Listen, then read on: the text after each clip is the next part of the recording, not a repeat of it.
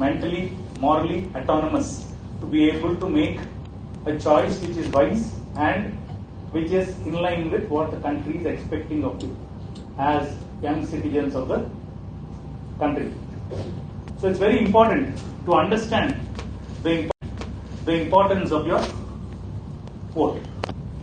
Now, in the larger context, sometimes what happens is we all get tempted by immediate things which are of interest to us, forgetting what is in our long-term interest.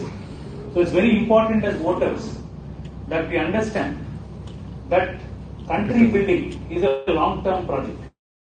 When it happens step by step, things will evolve over a period of time. In fact, take yourself as an example.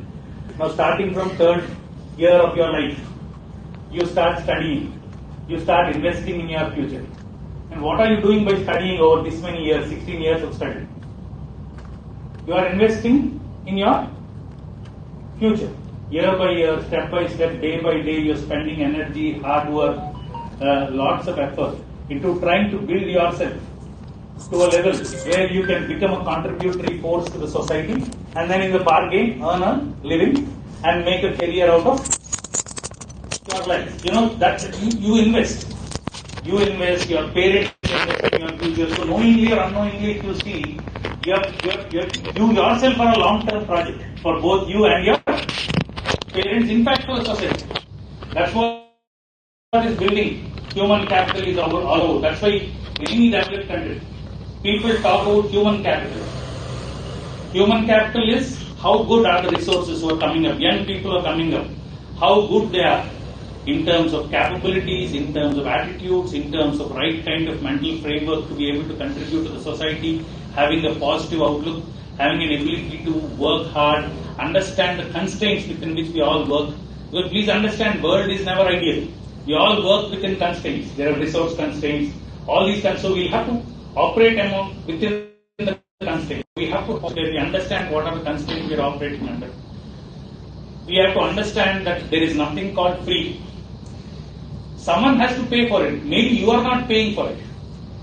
But end of the day, someone has to pay for it. Please understand, a lot of people have this misconception that money is everything. But money is only a paper. Money derives its value from the underlying business value of goods which are exchanged. Goods could be mental capital, could be physical capital. If there is no goods to be exchanged, money just becomes a piece of paper. Property also, if there is no demand for a property, property is worth nothing. Let's say 10,000 years back also you had the same earth. But the property values are changing. That is because of the change in demand, change in value, change in human value exchange, and all these are contributing to value addition. Demand increases, people want more luxury, want more things to enhance their lifestyle, and therefore there is demand for resources. That's why the cost of resources keep increasing. So we all have to be mindful of these economic realities, because you are young voters, you are people who will shape how this country will be in the next 30-40 years. Now, young is not only in age always. Age is very important because you will live longer. But then it's also important that you have a progressive mind. Progressive doesn't mean you question your civilization. You have to respect your civilization, you have to respect your language roots, you have to respect the roots from which you come. Because if you don't respect your roots, you can never respect yourself.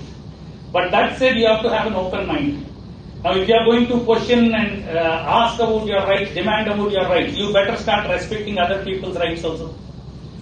Your right ends where you infringe on other people's rights. Your rights cannot be at the expense of other people's rights. You should know that your rights are limited by certain things. And the most important thing, if you see, you want to be able to protect a society where people have the freedom to be able to exercise their rights, express themselves freely, within reasonable constraint. But the reasonable constraint should be as minimal as possible. If there is no freedom to express an opinion, there is nothing at all in this world. So those things are very precious values to be protected. The rights of people need to be protected. The rights of properties need to be protected.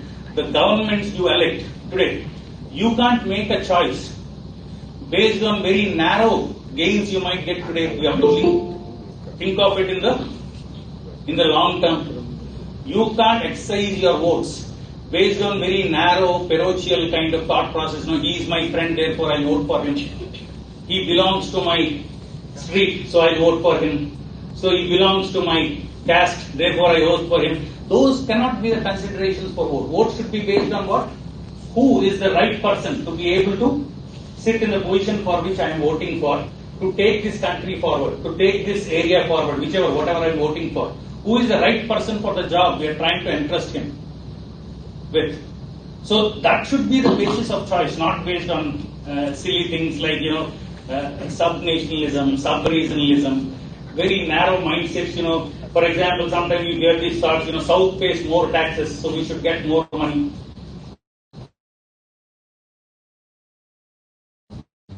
Well, we get more money back from the government. See, the whole idea of paying is because you can provide social security, you collect taxes from people who can afford a little bit more, and then temporarily redistribute it to people while investing in infrastructure for the long term. Small amount of money or a part of the money can be redistributed for people who need support, so that they can lift themselves up quickly and then come to a stage where they can themselves contribute and they can help other people. Now, because of taxes, we should get that thing will go nowhere. Right? The idea of money distribution, government's role is minimal government. What is minimal government? Government job is to collect money from people, not fleece money or exploit people, but collect money from people at a reasonable level based on their potential to earn and contribute. Collect that money and use it in a manner which provides basic amenities to all, so that the country can prosper in terms of infrastructure, and also in the short term help those people who are in dire need, so that they can forget about their troubles and then focus on how to build themselves up, how to lift themselves up, so they can quickly become more productive and they can start contributing. They should try and get out of that receiving help mode to giving help mode. That's the idea of a good country. If everyone wanted to depend on the country, assuming someone else can pay for it, who will pay for it? Country is built that.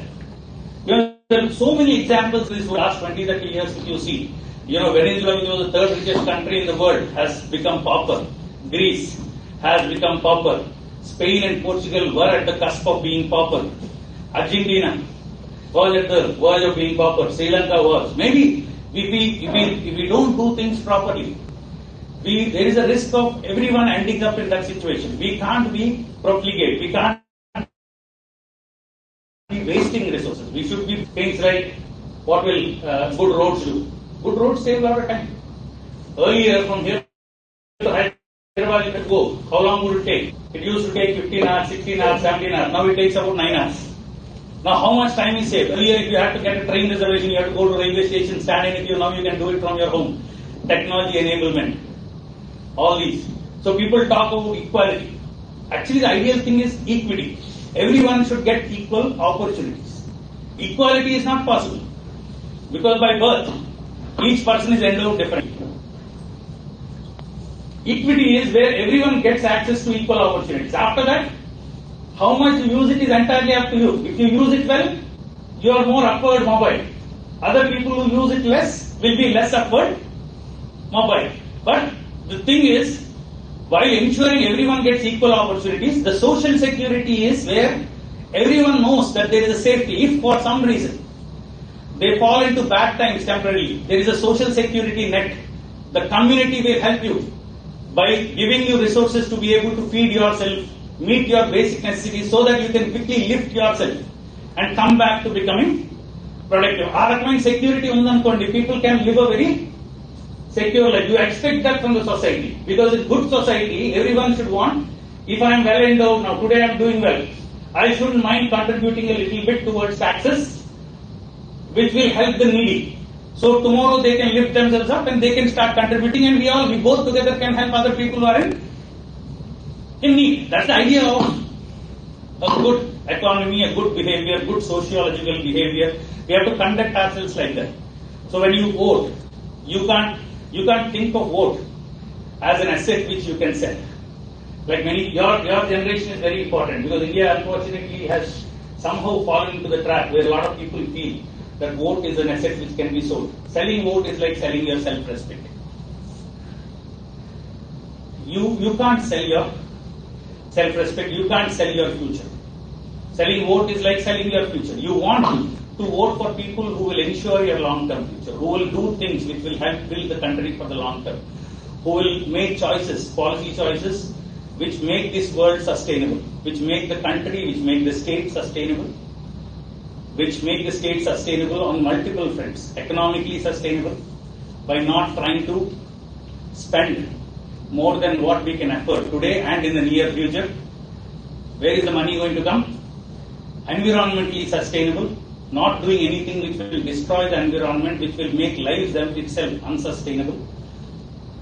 Even if it means that we have to spend a little bit more, even if it means we have to constrain ourselves into using resources, we have to be careful with resources like water, current, X, Y, Z, so that we can protect the environment for future generations.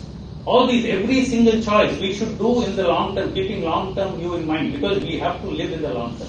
It might be me, it might be someone else. But we have to look at what the long term should be like. Loans, X, Y, Z. Even personally, at a personal level, how do you take loans? You take loans which you can repay. You take loans, but to construct an asset. Me chaduvulo me parents invest chestaru. It's like giving loan to your account, to your human capital account. The hope is after 20 years, 25 years, once you come to a level where you can pursue a job, you can start repaying that investment on you. That's basically the loan, right? You invest in your account by feeding money, resources, and all, energy, effort, and all to build your human capital. And time will come at some point, hopefully, we'll use this whole thing well, where you can earn back money and then you can extract all the investment you made. That's the return on investment. Parents invest money for child's marriage. For a long time you save. Long-term project, right? Because you want to be able to find the right kind of match for your child so they can live a happy life. So it's investment for the future. Every such thing. People invest in long term. But then when individually you do. But when it comes to state, somehow we forget that state also is a state, or country also is a unit. Just like your family is a unit, you are a unit, state is also a unit. Same parameters work for the state as well. Only thing is, there someone has to be trustee. For you, your trustee, while you are young, is your parent. After that, to your life, you are the trustee. For state, your votes will elect a trustee for a period of time. Now you want to be able to make sure that trustee is responsible enough, that trustee is good enough to place your trust in him. Because you are putting, see, if you use your vote wrongly, if you rely on a person or a government or you make a choice which is not right, when I say you, the majority, right, then the risks are too many. You can change the course of the country, where it might take ages to again come back into the right path. So your choices do matter in the long term. Like I told you examples of some countries where these difficult, bad choices were made and they are paying prices. Lots of times bad choices are going to affect you in the long term in ways you can't comprehend. Now people always say, at your age, people say, I want jobs. But how will jobs come? Jobs will not come just like that. First of all, you have to have an ecosystem where businesses are allowed to flourish.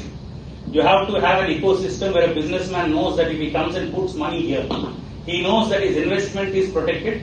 He knows that there is sufficient opportunity for him, if he conducts his business well, to be able to run a good business, make a reasonable profit. More importantly, his interests are protected, his investments are protected, there is no risk to his investments, there is no risk to his safe and fair conduct of business. That is the environment they want for businesses to come. If there is the slightest risk of that, not now, in the near future also, why would anyone want to risk their money here? Because businesses don't come just like that. They have to invest a lot of their money, effort into bringing it. When there is even a slightest inkling of a risk, they would not want to come here. They would want to go to some other place where their investments are likely to be more safe. They look at investment, an environment, an ecosystem which is consistently good, which is long-term horizon is good, policy consistency is there. People don't reverse the good policies of the state. Random ga undanukondi oka roju ee vastaru oka roju inkodu vastaru, policies keep changing. Randomness is something people hate. Businesses cannot make choices if they know that the ecosystem is going to be random. You don't know what will happen tomorrow, day after. You want a consistent mechanism. The basic common minimum denominator policy framework should be consistent. One or two policy changes will happen from time to time, fine, but the basic ecosystem of what an ideal business environment would be, what a good working place should be, those shouldn't change. If those change, then businesses will not come. If businesses don't come, how will jobs come? Now, job is what? Job is a byproduct of business activity. Jobs don't come just like that. Jobs are not donations given by anyone. Jobs are, businesses come, businesses have to deliver some products, some services to people for which they charge money. To deliver that services, they need people to be able to produce those services. So they hire people who can produce those services. That's how the system works. Now, jobs don't come out of thin air. You know, people, a lot of people say, oh, government jobs. Government jobs are very limited. How much percentage of Indian jobs do you think would be government jobs? Like 0.2%, 0.3%. Government jobs are what? For what? Civic services. Now, rest of it is business. See, first and foremost, we need to understand government's main business is not business. Government's main business is facilitation of the country, creation of infrastructure, to be able to allow enterprises, businesses to come and flourish. That's government job. Government job is not to conduct business. Government job is to facilitate businesses. And if they feel like businesses are not coming, then government can intervene in the short term, get into the business, create the landscape, and then exit. You know, in the initial days, government invested in big businesses like steel plant and all, because big businesses need a lot of capital. Private people did not have that kind of capital, so government had to step in. It was not like, even now if you see, governments are not the most ideal business runners. Business is efficiently run by private enterprises. So government's role is not to own organizations. Government's role is to facilitate organizations so they do well, create competition, make the market a fair place. If they feel like one or two players are hijacking the market and causing a syndicate, then government can get in to try and bring prices under control. Governments have to ensure that the businesses are following fair practices. Governments have to ensure that it has to intervene only when there is a need for intervening, and it has to exit. So they have to know when to get in, when to get out, how to get in, what to get in for, how to dictate policy, how to create infrastructure. Why is infrastructure useful? All these mechanisms is what government is for. Government job is not to do business. Government's purpose is not to do business. It is to ensure, protect property rights, protect citizens' human rights, protect citizens' freedoms, give common amenities to all people, ensure the basic things. What are the basic things? You know, child nutrition, primary education to all, universal health care. These are basic amenities which everyone should get. So government should ensure that through the taxes it collects, it can create a mechanism where everyone has, irrespective of what they are doing, everyone has access to basic primary education. Child nutrition is protected.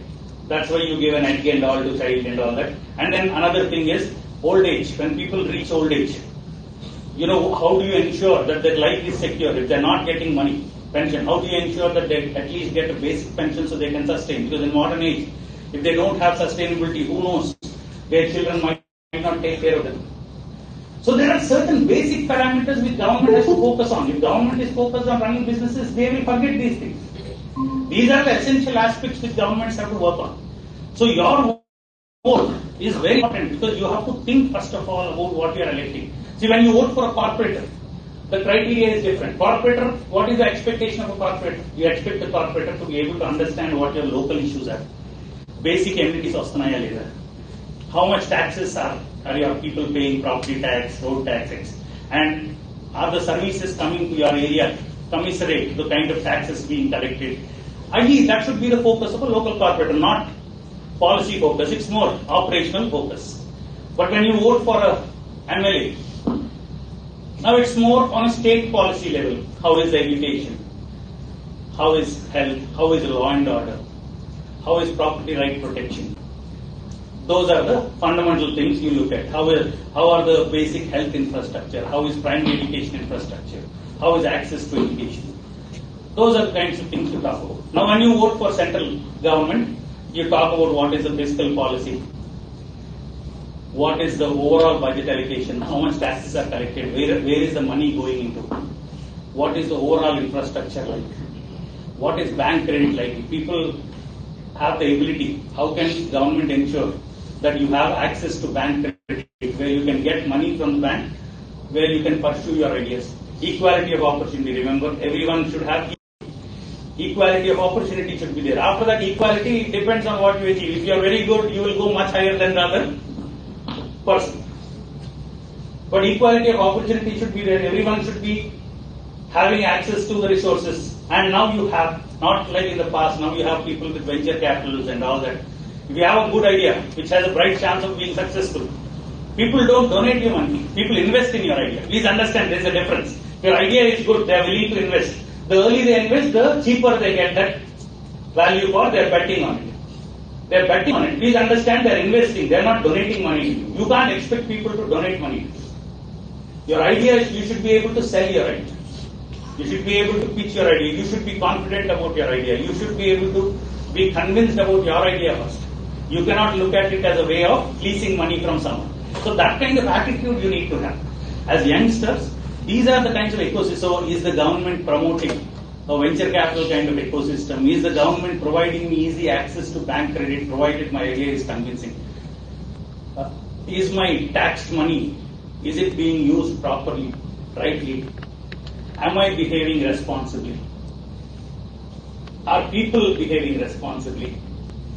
Right? Because if the money is being used, if the government is using money on schemes where the money is getting misused, then whose money is getting wasted? It's the taxpayers' money. Government has no money. Please understand, government has no money. Government is only a trustee of public money. Money comes from one side and money gets distributed. Government has no money whatsoever. Government cannot have it. Government prints money proportionate to the value which is there. That is the GDP, gross domestic product value exchange.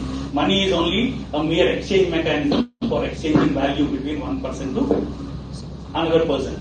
So that's the thing you have to invest in long term. You know, people might not know. In America, for example, in 1929 there was Great Depression, serious depression. You know, everything was down. So you know what they did at that time? Roosevelt, what he did was that he raised municipal bonds, bonds of a loan, government loans. From rich people they took loans by releasing municipal bonds. Bond ichi, people they get loans. They use that money to build roads for 100 years. Roads built cheyadam valla infrastructure ochindi, they generated mass employment to people. People came out of depression because people didn't have jobs. Job creation, infrastructure creation. And those roads are still working. For 100 years they built the roads, long term view. You create ecosystems where people work and understand what is responsible capitalism. You allow people to thrive. That's why US you see that Statue of Liberty. Welcome here. That's how US has become what it is. Because it's welcomed many people. If you see any person who in US is a big shot now, he's an immigrant, come from somewhere else, they made a life for themselves because the society encourages people to come with good ideas, make money. And now, because of credit, because of this idea economy, people can become big shots not because they had their parents' money, just because they had a good idea. They're bright people. They're able to develop and build that idea. You can take Zuckerberg, you can take anyone. How did they become what they became? Because they were good, they were sharp, they were able to construct an idea, they were able to generate economy out of it, they were able to construct a business which is profitable, give employment, and they made businesses which are successful, people want to invest, that's how they grow. Here also, a lot of people, in India, there is sometimes this perception, for example, that tax paying is a sin. It's not. People who pay tax are sinners. It's not sin money. Tax paying is, you are earning good money. We request you to contribute a little bit more to the overall development of the society. So government is requesting them to contribute more. It's not penalization. Right? It's credit to them that they have been able to earn enough to be able to contribute more to the economy. Tax paying is a good thing.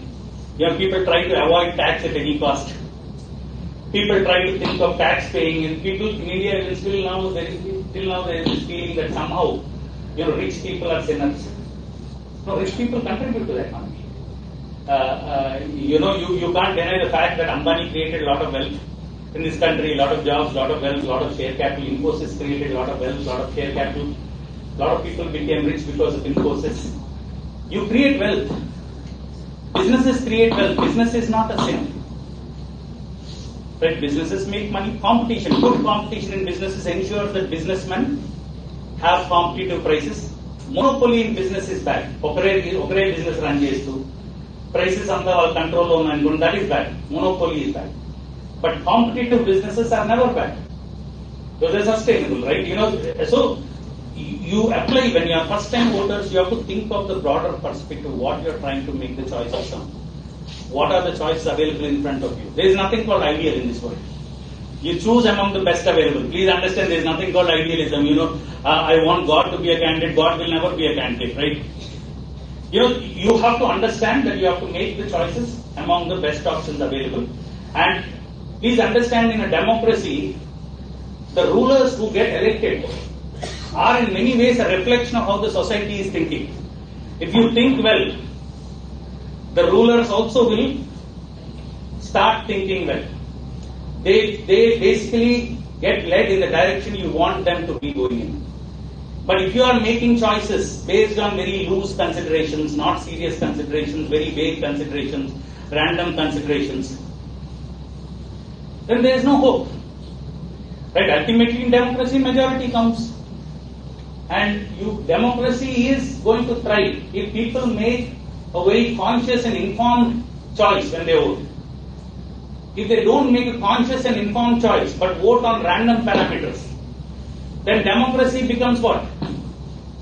A mobocracy, where a majority mob, they're trying to lead the country. Do you want to be part of such a country? Because you are young generation. You should be the ones who should be correcting the wrongs in the society, the evils which are ailing the current democracy.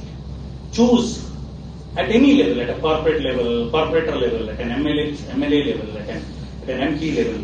Make the choices which you think is the right choice for you, which you think will take the country forward. Don't try to put a price to your vote, sell your vote,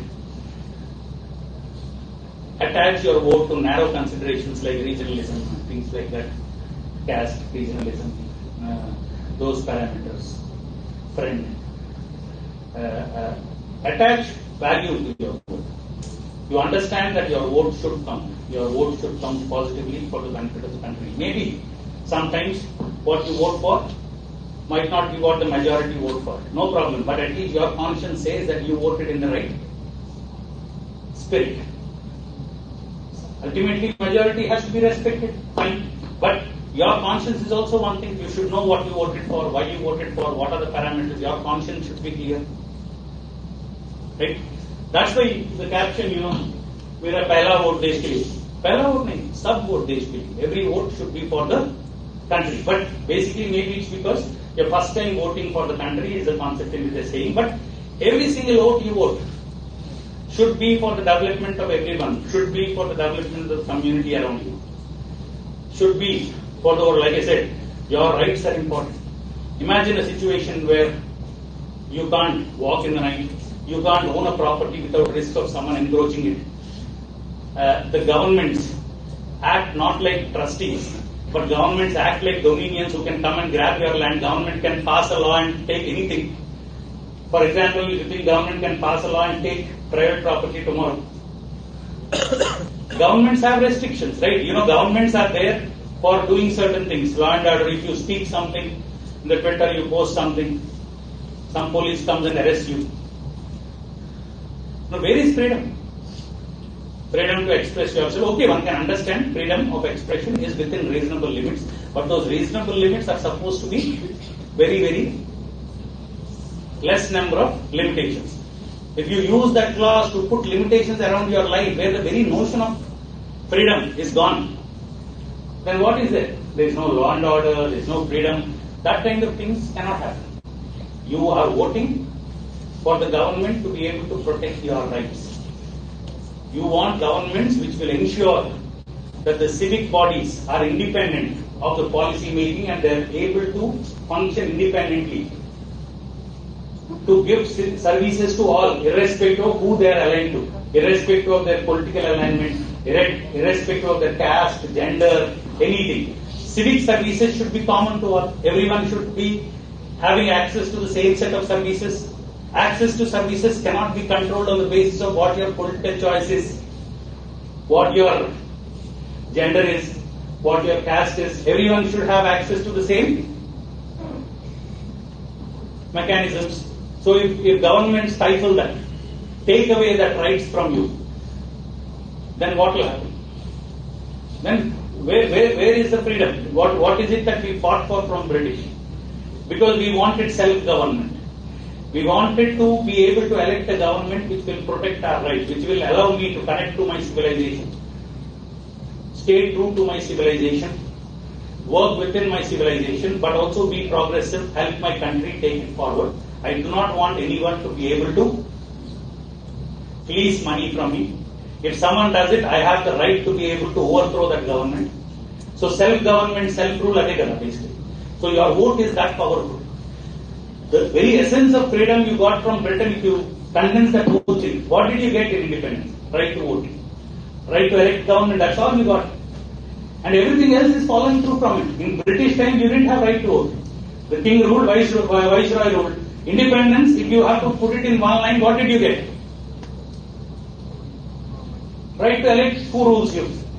Now, if that election, that power you don't use properly, and give it on to people who will work and behave worse than British, then what are you going to do?